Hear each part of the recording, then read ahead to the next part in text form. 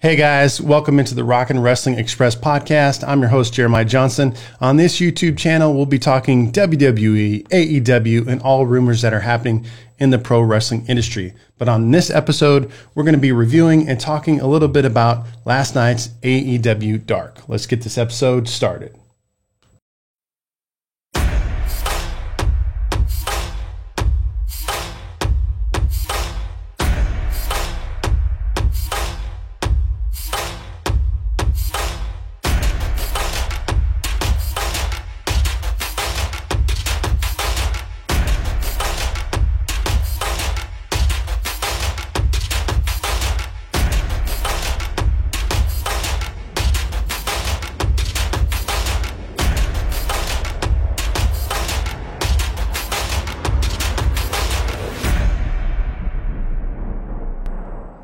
All right, so let's talk last night's AEW Dark. I thought it was definitely an interesting episode, if you will. So I'm not going to hit up every single thing that happened. Go check out the highlights on YouTube and see what happened last night. But I'm just going to give you my take on some of the things that happened last night. Not go through every single match, but more so the winners and what I see happening in AEW in the future. Their first one is Hikaru Shida. She is the number one contender to the women's title right now. But a very interesting match that happened last night was, in my opinion, a very average match. But what I want to say in regards to Hikaru Shida and some of the other ones is that I love that AEW is bringing in the Japanese wrestlers, that Japanese feel and flair. It's a beautiful style of wrestling, and I think it needs to be seen more and more. And I think Kenny Omega and those behind the scenes, the connections that they have, that they're going to be stronging and showing that element as opposed to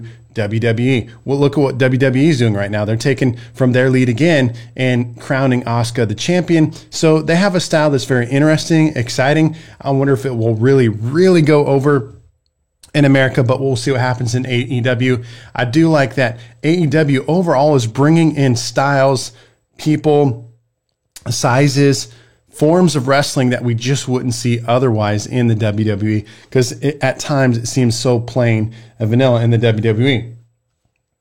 The next one is, I'm very fascinated to see what will happen with QT Marshall. He gets back on the winning board. Wasn't necessarily super impressive match, but looked pretty well. Wanted to highlight his skills and his abilities.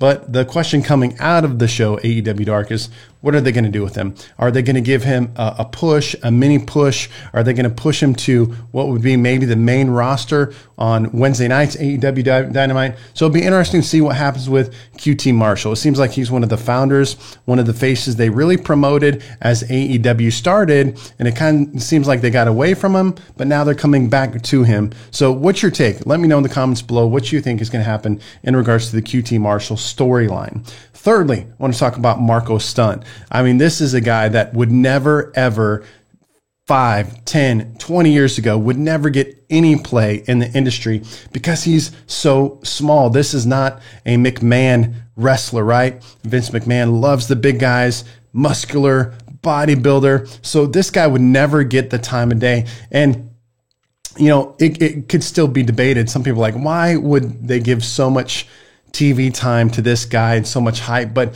guys, we have to come out after coming out of last night. We have to realize that Marco Stunt is a legitimate pro wrestler, that he has skills and that he has abilities, and that he could help promote the industry. I definitely think so. And what I thought was interesting in the last couple of weeks is they have been putting him in brutal squash matches where he's just been getting destroyed. I mean, to say he's getting tossed around like a rag doll would be an understatement. But in this match last night on AEW Dark, they showcase his skills, that he is very skilled, creative, mobile type wrestler, and is more than just a squash guy. So I think if he's in the right niche, if you will, then he can be productive and he can help build the brand. So I think the Jurassic Express is a perfect placement for him because he is a guy that can be put in at spots, because we all know that wrestling is entertainment, that it's not real, that it's fake. And so we have to, in our brains, that's what's difficult to process a guy like Marco Stunt, is because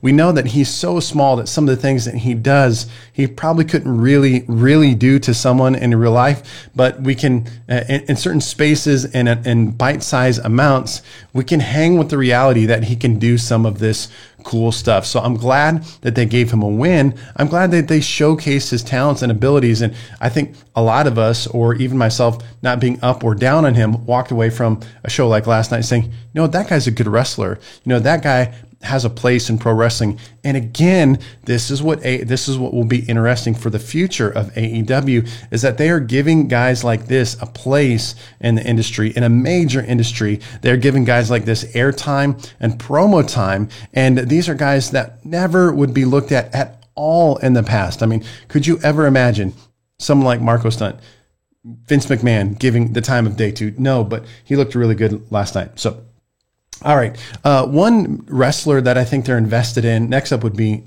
Kip Sabian. I think that's one wrestler that they're very invested in. It seems like that they really like him, and his skill set is one of those that is through the roof, you know, and you can tell that he has amazing skills as a wrestler. But I don't know. How about you guys? Are you buying the whole Kip Sabian character?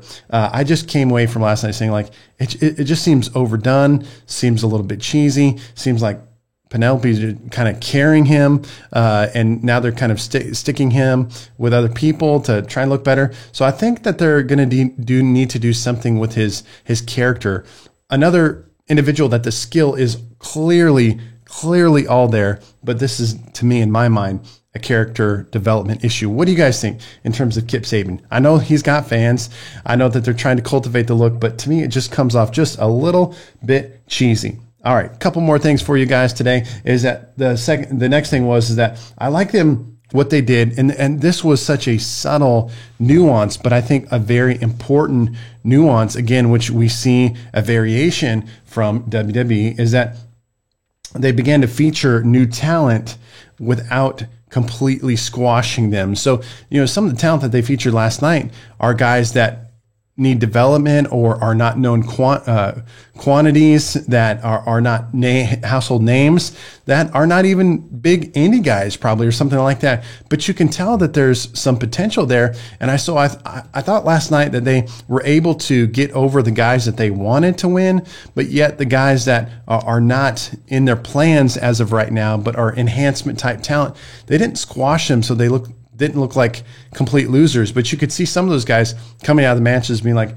wow, that guy, like, you know, he got beat, but man, I could see that guy someday, you know, being higher up in the roster or on the main roster, if you will. So in terms of WWE, enhancement guys seemed like to be complete squashes, show no skill, no abilities. But there was last night, in my opinion, a very beautiful balance that AEW pulled off in terms of the guys that they wanted to win clearly won, looked good, but yet the enhancement or upcoming talent are guys that, you know, didn't get squashed, and you could see potential growth. And some of those guys coming back and beginning to grow as wrestlers and potentially being used more and more by AEW. And the last comment of the day is just simply that.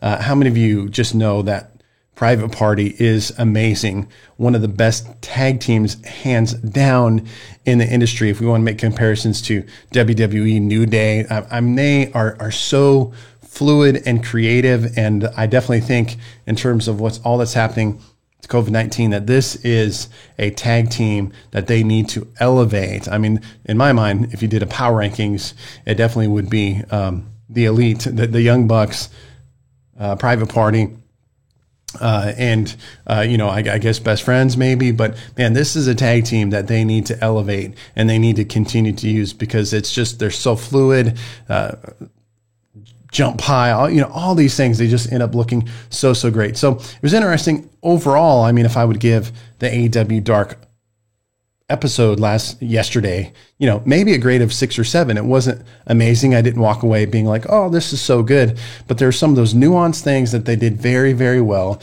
And lastly, I would just say this is that I hope and pray that they'll continue to just cultivate